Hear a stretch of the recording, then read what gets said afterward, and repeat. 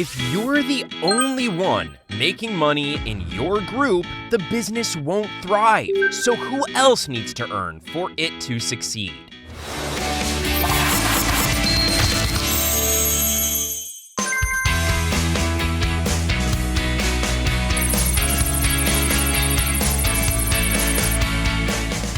You don't have to worry, even if I'm not here, because our culture of service has already been established. The commitment to deliver absolute quality at absolute prices and support distributors is already deeply rooted within us. Is there an employee who would suddenly bring in products costing 300,000 won each while giving out 500,000 PVs? Absolutely none, not from what I've seen. The culture of absolute quality and absolute price will not crumble. It will be passed on to the next generation.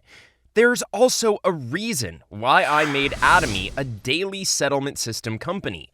If we're closed today, no one should come tomorrow to collect money. Even in my absence, no creditors should come to collect debts.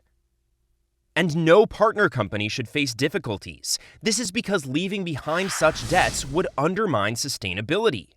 I have lived worrying much more about what will happen to Atomy after I die than anyone or anything else. Even if I die today, I must ensure the company faces no issues, hence the daily settlement system. Even in the early days of Atomy, many people worried about the company. There are people who worry every day, as if the sky were to fall or the earth were to collapse. Focus worrying about your partners rather than the company. Let's say none of your partners are willing to stay upon hearing that Atomy has gone bankrupt, saying, "I'm so sick of it." If I think about the stress you brought me as a partner, I wouldn't want to start a business with someone like you again. Then you can consider your business failed.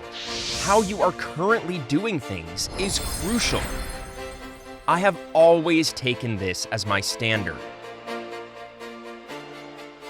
If extraordinary circumstances caused Atomy to fail and you decided to start again, would your partners be willing to work with you again?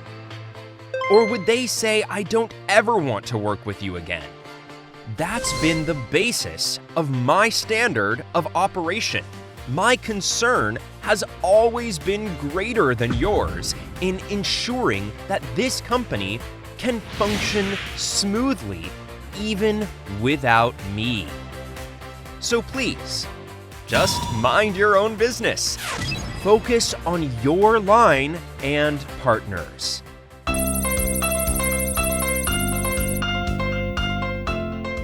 Let me ask, are you betting for your own commission or for your partner's commission?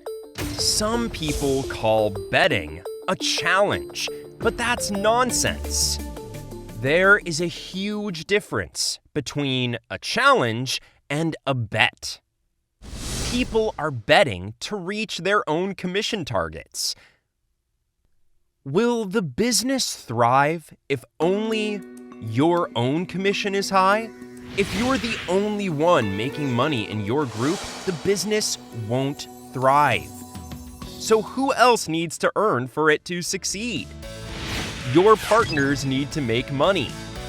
However, the fools sacrifice their partners, leading them to spend money and incur debts, all while focusing solely on their own commissions. That kind of commission is a one-time thing. It won't last.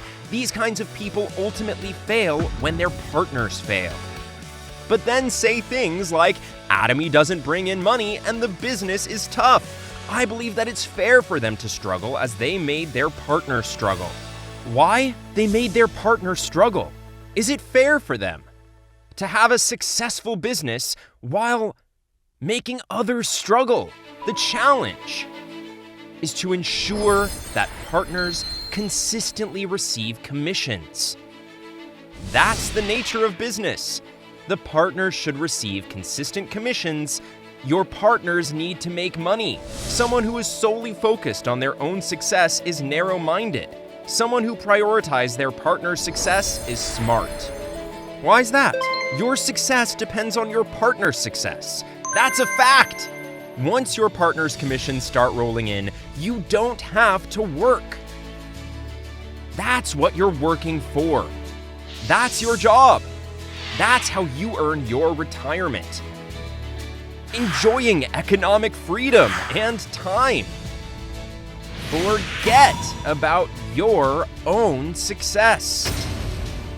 Forget and focus solely on the success of your partners and how you can create sustainable income, consistent income for them.